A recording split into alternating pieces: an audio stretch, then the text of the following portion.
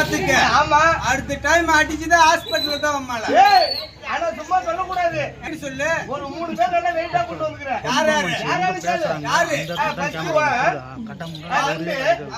மொத்தம் 3. இந்த 3 பேரும் அண்ணா நேத்திரம் பார்த்தா என்ன பார்த்தா பைக்ல இருக்குதா? அடியே ஊரு நேத்துக்குள்ள வந்த மையா ஆயிடுங்க. அண்ணா ஆமா சம்பளம் தெருவுல கிடக்குது 1500 ரூபாய் போ. அடியே ஊரு நேத்துக்குள்ள வந்த மையா ஆயிடுங்க. அடியே நாடே தரணிச்சு நம்ம ராஜா ராணி ஆட்டம் பாரு.